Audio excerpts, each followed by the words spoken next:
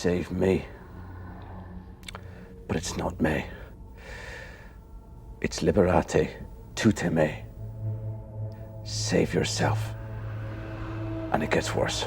Welcome to Watch Mojo, and today we're counting down our picks for films that disappointed at the box office only to gain a strong following across years of positive word of mouth. Thus, we're excluding cult classics that continue to receive a mostly poor critical reception. We shall flow a river forth to thee, and teeming with souls shall it ever be. Nomine Patri et Filii, Spiritus Sancti. Number 30, Brain Dead, aka Dead Alive.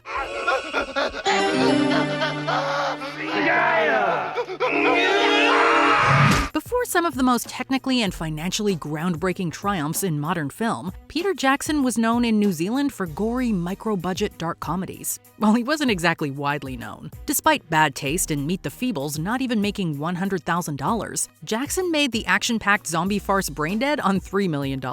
It grossed less than $250,000. Gross being the operative word. The film generated underground buzz for its bizarre humor, style, and effects.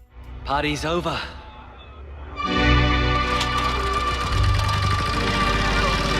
The climactic zombie melee is resolutely one of the goriest scenes ever. As infamous as it is endearing, Brain Dead confirmed that Jackson had the creative vision to head more profitable spectacles. The film itself has risen from the financial grave to become a staple of splatter cinema. Shit! She ran right in front of me! They must have discharged you early. Number 29, Strange Days. Yeah, boot it. That's it. Excellent. Good. Catherine Bigelow's transition from straight action to more cerebral thrillers could be marked by a black market sensory interface dealer becoming embroiled in a high-stakes conspiracy. Thus, the James Cameron-produced and written Strange Days had trouble defining an audience. It ultimately grossed $17 million against a budget of $42 million. The reception was also split by its neo-noir ambitions and brutality. But as viewers came around to Bigelow and Cameron's perspective, many recognized the bold commentary behind the innovative filmmaking. Bullshit, Max. It's conspiracy paranoia. The issue isn't whether you're paranoid, Lenny. I mean, look at this shit. The issue is whether you're paranoid enough. It was indeed strange to imagine systemic discrimination, violence, and corruption propelled by audiovisual technology. Strange Days was at least a hit at the 1996 Saturn Awards, and continues to captivate as its bleak sci-fi grows more real. It's time to trade them in. Memories were meant to fade, Lenny. They're designed that way for a reason. Number 28, Jennifer's Body. By the late 2000s, Hollywood was talking too much about Megan Fox's body. Jennifer's Body was thus promoted as a trashy horror flick that played up the sex appeal in a possessed, flesh-eating high schooler. The supposed target audience was instead taken aback by the erratic tone of a biting satire on sexuality and gender politics. I mean, they did go all Benihana on my ass with that knife, and it should have killed me, but for some reason, it didn't. Maybe it did. Mixed reviews led to a global box office take of $32 million on a $16 million budget, heavily inflated by the studio's misguided marketing campaign. As mainstream feminism put such misogynistic methods under scrutiny, Jennifer's Body gained a more favorable assessment for its creative storytelling and commentary. What was once perceived as quirky exploitation is now hailed as a gutsy feminist sensation. She's just hovering. It's not that impressive. God, do you have to undermine everything that I do? You are such a player hater. Number 27, Phantom of the Paradise. Try it again. Phoenix. And again. Phoenix. Before Andrew Lloyd Webber, there was Brian De Palma's Phantom of the Paradise. But critics and audiences struggled to get in tune with a rock musical about a masked musician wreaking havoc on a crooked music producer's concert hall. Only you might satisfy me,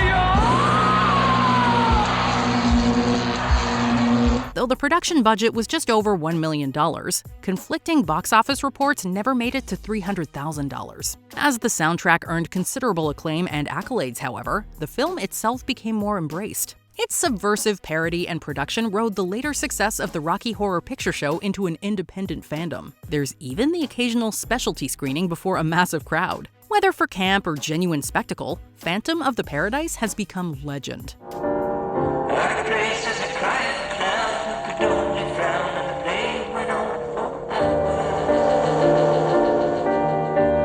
Number 26, Highlander.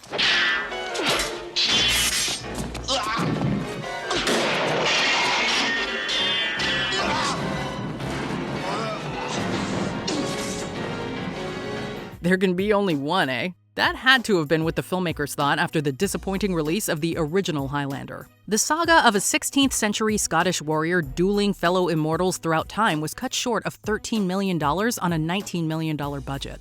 And you smell like a dung heap.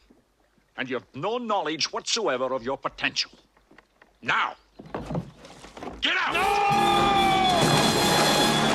The reviews were mixed, but audiences reacted more positively to the grandiose tone and a soundtrack which featured Queen's Who Wants to Live Forever. The film was so much more successful on home video that it spawned a slew of hit sequels, TV shows, video games, and more. There may no longer be one Highlander, but there is only one true underdog in the immortal franchise.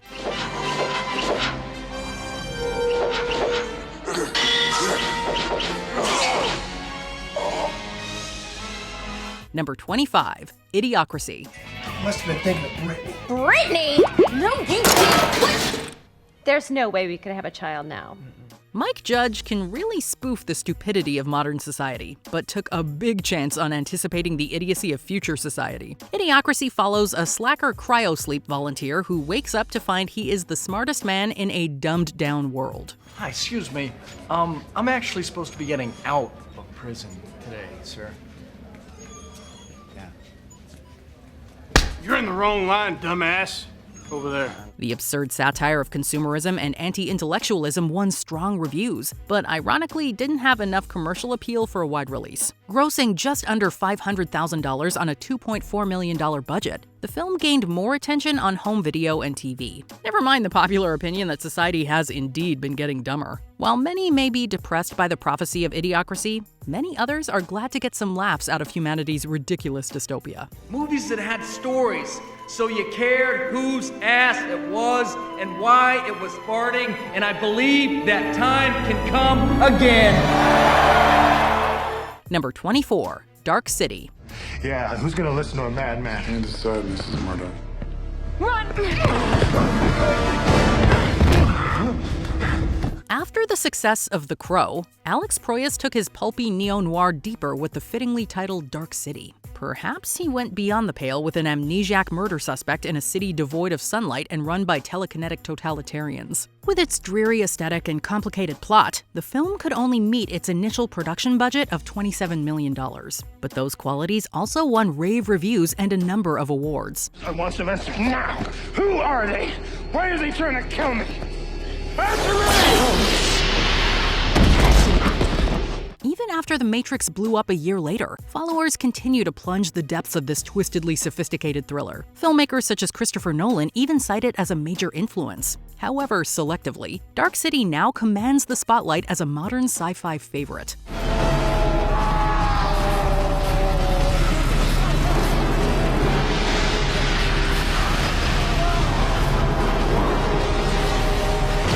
Number 23, The King of Comedy. It's impossible! Don't you understand? What? What are you doing down there so late? It's impossible! I'm trying to tell you that. Martin Scorsese and Robert De Niro had just finished a trilogy of dramatic masterpieces when they decided the audience needed some laughs. $2.5 million against a $19 million budget suggests they weren't in the mood for awkward laughs. I didn't even ask you for money and I can't even pay my rent! What are you talking about? I live in a hovel, and you live in a townhouse. I can't believe this, girl. The King of Comedy chronicles the downward spiral of an aspiring comedian after a chance encounter with his idol. Besides sounding too much like Taxi Driver, the film alienated general audiences with its morbid social satire and absurd tone. Critics, on the other hand, were roaring about the subversive writing and ingenious delivery. And, as the world has regained its cynicism, The King of Comedy now reigns over the black comedy genre as another influential Scorsese-De Niro masterpiece. Now, tomorrow you'll know that I wasn't kidding and you'll think I was crazy. But look, I figure it this way. Better to be king for a night than schmuck for a lifetime. Number 22, Almost Famous. I am a golden god! Yeah! What are you doing down there so late? It's impossible. I'm trying to tell you that. Martin Scorsese and Robert De Niro had just finished a trilogy of dramatic masterpieces when they decided the audience needed some laughs. $2.5 million against a $19 million budget, the film gained more attention on home video and TV. Never mind the popular opinion that society has indeed been getting dumber. While many may be depressed by the prophecy of Idiocracy, many others are glad to get some laughs out of humanity's ridiculous dystopia.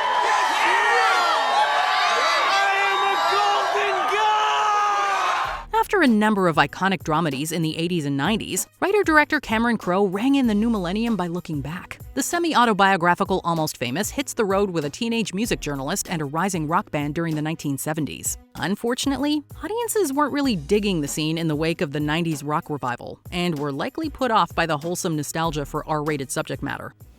Okay, who do we got here? What's her name? Emily. Okay, sweetheart. Sit up, sit up, sit up, sit up. Good girl, good girl.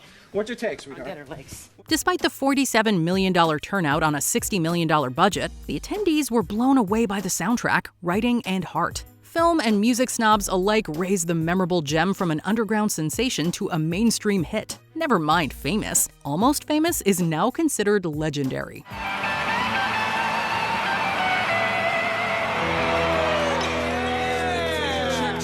Number 21, Big Trouble in Little China.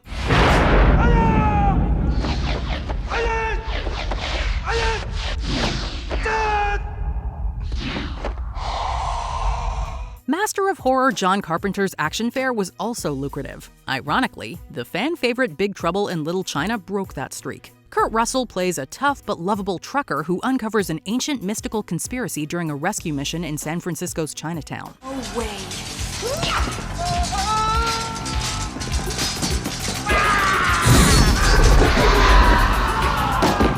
Despite that much splendor on a budget of around $20 million, the challenge in selling the genre bender led to an $11.1 million take. Fox's rush for a release before Paramount's similarly themed The Golden Child did not help. The ordeal prompted Carpenter to abandon major studios, though the film itself was praised as incomparable entertainment. With revived interest on home video and in pop culture, Big Trouble became a cult phenomenon for the ages. What was that? 6.9 on the Richter scale.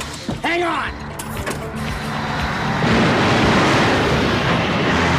Number 20, Labyrinth. You have 13 hours in which to solve the labyrinth before your baby brother becomes one of us forever. Fantasy musicals aren't an easy sell. This one also featured puppets. Labyrinth underperformed at the domestic box office, opening at number 8 and grossing $35 million worldwide. With a budget of $25 million, it wasn't an outright bomb, but it was considered a major disappointment. In fact, the movie's lukewarm reception sent director Jim Henson into a depression, and it would be the last theatrical movie he ever directed. However, the film is now considered a cult classic, famous for its visual design, wonderful puppetry, and gloriously hammy performance from David Bowie. Your eyes can be so cruel.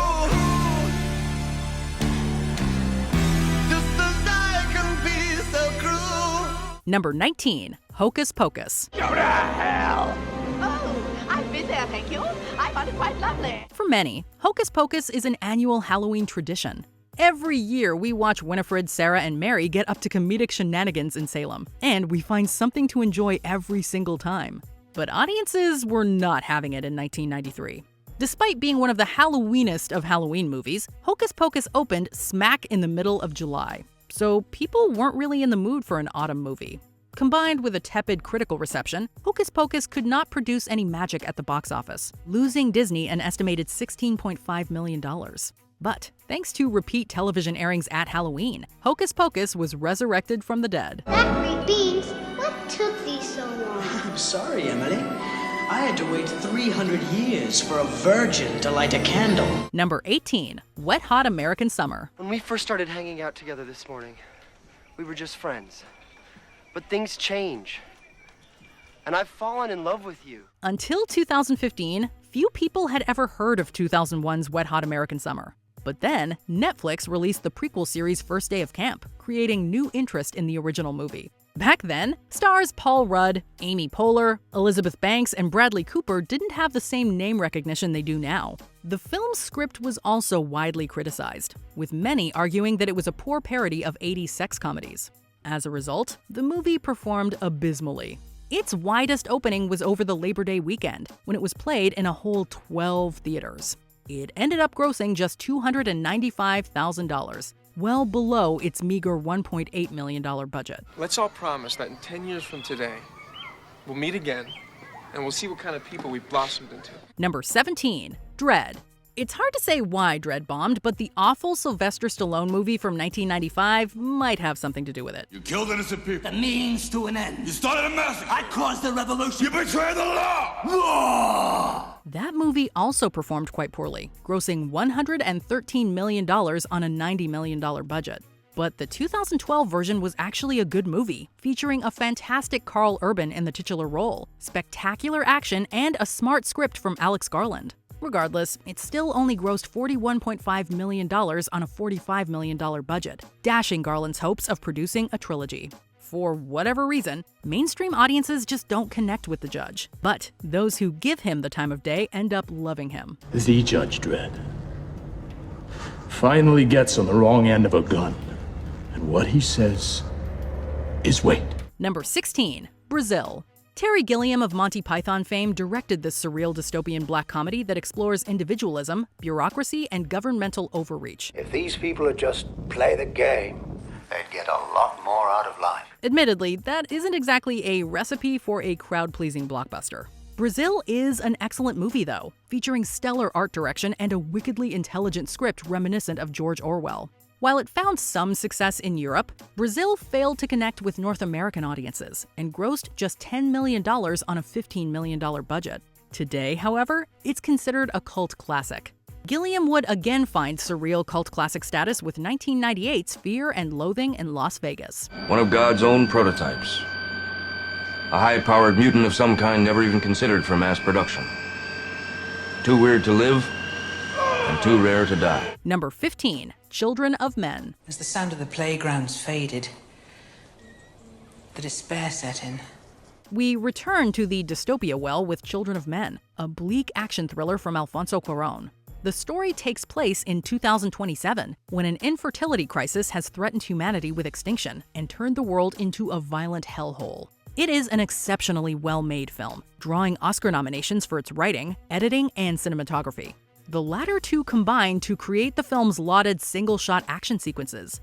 But maybe the movie was just too dark for mainstream audiences, as it grossed just $70.5 million on a $76 million budget. So, why bother if life's going to make its own choices? Number 14, Clue.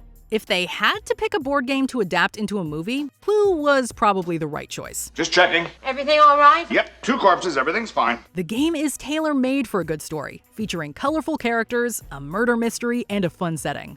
And Clue pulled it off remarkably well. While some argue that the movie is a bit gimmicky, like its inclusion of 3 different endings, the excellent cast makes it all worthwhile. Big names like Christopher Lloyd, Eileen Brennan, Madeline Kahn, Michael McKean, Martin Mull, and Leslie Ann Warren help keep things interesting. And Tim Curry brings exceptional energy and comedic wit as Wadsworth. But Clue was found dead in the ballroom, grossing just under its budget of $15 million. I suggest that we stack the bodies in the cellar, lock it, leave quietly one at a time, and pretend that none of this has ever happened. Number 13, Dazed and Confused. Ma'am, I was just escorting your fine young son home from school. There are some ruffians about, and I...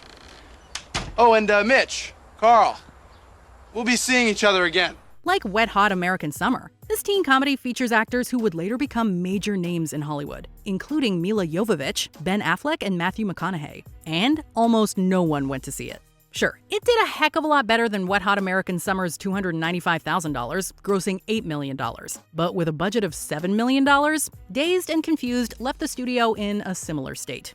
Regardless, the film is now an iconic piece of pop culture, with McConaughey's David Wooderson giving us plenty of memorable lines and memes. You got a joint? No, not on me, man. It'd be a lot cooler if you did. Number 12, Scott Pilgrim vs. the World. You really think you stand a chance against an A-lister, bro? This movie is certainly an acquired taste. The story follows Michael Cera's Scott as he battles his current girlfriend's exes. The movie is shot in a very cartoonish and stylized manner, and it comes across as more of a visual comic book than a conventional film. However, mainstream audiences couldn't quite handle the unique content, and Scott Pilgrim only opened 5th at the box office. It quickly dropped out of the top 10 and grossed only $47 million worldwide. The movie was considered a huge financial disappointment, but its devoted fan base has ensured that it isn't forgotten. At least, not in movie fan circles. The general public forgot about it long ago. I'll leave you alone forever now. Thanks. Number 11. Heathers. I just killed my best friend. And your worst enemy. Same difference. Winona Ryder was just coming onto the scene in 1989, having starred in Beetlejuice the year prior. So while she wasn't unknown, she wasn't yet the box office draw she would become in the 90s. It's also likely that the storyline of Heathers threw people off, as the protagonist is a misanthrope who wants to blow up a high school. It failed to meet its relatively small budget of $3 million, opening with just $177,000 and finishing with a gross of $1 million. However, while it didn't find an audience back in '89, the cynical satire, dark story, and clever subversion of coming-of-age teen films eventually made Heathers a cult classic. I mean, today was great. Chaos is great. Chaos is what killed the dinosaurs, darling. Number 10. Donnie Darko. Why you wear that stupid bunny suit? It may surprise you to find that Donnie Darko was initially met with a very lukewarm reception. While the movie is now considered a classic that can spawn hours upon hours of discussion, audiences originally thought it to be a confusing, pretentious mess. That said, Donnie Darko was never meant to light the box office on fire, and it was released to a very small number of screens. It can't just be a coincidence. It ended up grossing a measly $517,000 in the domestic market and $7 million worldwide. And while the movie recouped its budget, it failed to generate a profit. However, it enjoyed very strong DVD sales and word of mouth, eventually leading to its classification as a cult classic. Why are you wearing that stupid man suit? Number 9. Mulholland Drive. I hope that I never see that face ever outside of a dream. David Lynch is a director with a legion of fans, but who rarely finds success at the box office. That largely has to do with the surreal and often nonsensical nature of his films, including Mulholland Drive. The movie failed to make much of an impression at the box office. Its widest release was in 247 theaters, and it grossed just $20 million. With a budget of $15 million, the film could be considered a major financial disappointment. But Lynch has always been more concerned with artistic integrity than mainstream popularity, and Mulholland Drive is arguably his masterpiece. It's now considered one of the greatest movies ever made, even landing in 8th place on the 2022 Sight and Sound poll. No, you're not thinking. You're too busy being a smart aleck to be thinking. Number 8. The Iron Giant. Guess you're not gonna hurt me, huh? The Iron Giant is another classic that initially failed to make waves. The movie received stellar reviews, with some critics even calling it one of the best animated movies of all time. And while it received a wide release, it generated about $5 million during its opening weekend, leading to a hugely disappointing 9th place finish. Theaters quickly got rid of the movie, and it ended up grossing $31 million on a $70 million budget, leading the president of Warner Brothers to admit that they got, quote, slaughtered. Luckily, the movie enjoyed success on home video and television syndication, and it's now regarded by some as an underappreciated masterpiece. And souls don't die. Number 7. The Shawshank Redemption. I didn't expect that the storm would last as long as it has. Like most critically acclaimed Best Picture nominees, The Shawshank Redemption was adored by critics, but found little praise or attention from the general movie-going public. It was made on a $25 million budget and received a wide release in September of 1994, but it ended up grossing only $16 million. Many theories were posited regarding its failure, including competition from the equally acclaimed Pulp Fiction and Forrest Gump, and general audiences' lack of interest in prestigious prison drama. However, it escaped from its box office prison and saw great success on home video, where it was quickly labeled a classic. I had to come to prison to be a crook. Number 6. Office Space. I'm also gonna need you to go ahead and come in on Sunday, too, okay? Office Space is often touted as the quintessential movie for white-collar office drones. Unfortunately, it seems as if general audiences either couldn't relate or simply didn't care. While the film generated good reviews due to its accurate depiction of white-collar life, it grossed only $12 million on a $10 million budget. The movie eventually sold millions of DVDs and saw success on TV when Comedy Central began airing the movie in the early 2000s. It's now known as one of the funniest and most relatable comedies of the 90s, and it was even referenced in a Ted Cruz campaign ad, signifying its continued relevance. It's not that I'm lazy, it's that I just don't care. Number 5. Fight Club. The first rule of Fight Club is, you do not talk about Fight Club.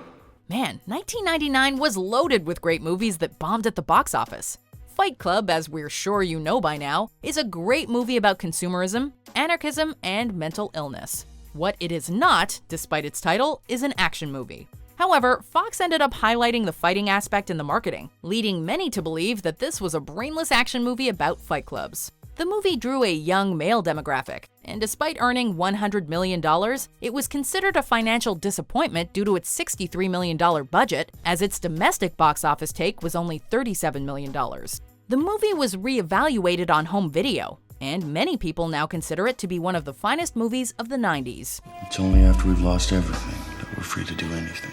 Number 4. The Thing. I don't know what the hell's in there, but it's weird and pissed off, whatever it is. John Carpenter's 1982 classic is often thought to be one of the greatest horror movies of all time.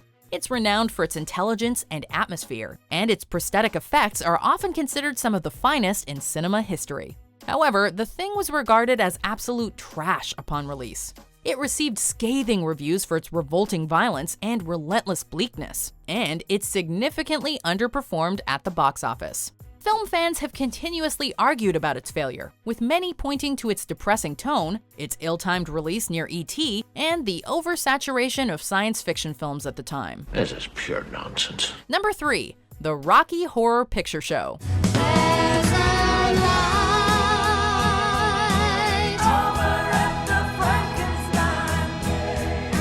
If there's one movie that defines the cult classic, it's the Rocky Horror Picture Show. This unique musical science fiction horror comedy blend was initially met with a very lukewarm reception, and it was quickly pulled from theaters due to a lack of interest. A Fox executive eventually talked distributors into releasing the movie on the midnight circuit, and it was here that Rocky Horror became a smash hit. Oh, I just love success. Its theater showings became world-renowned for their weirdness and fan interactivity, and it's remained in limited theaters for over 40 years, making it the longest-running film in history.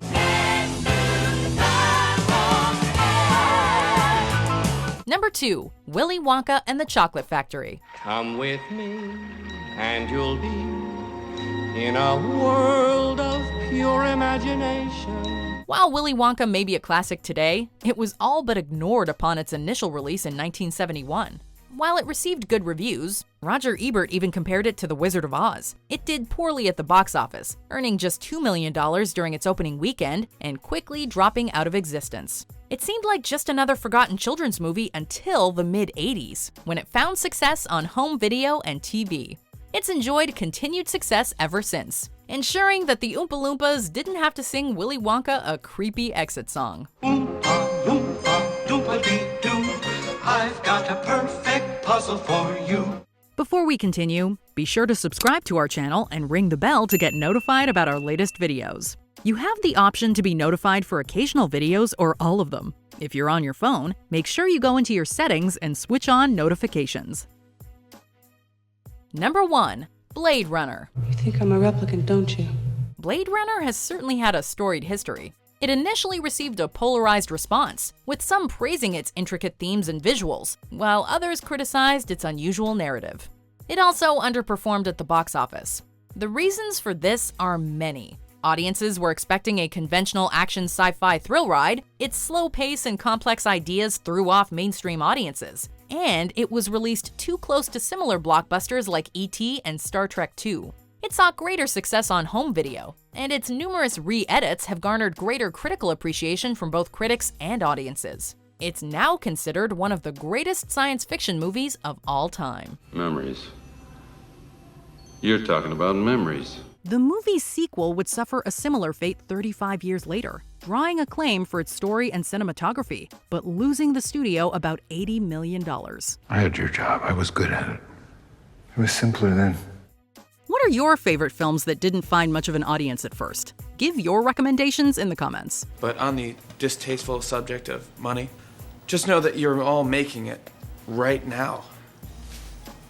And it's all out there.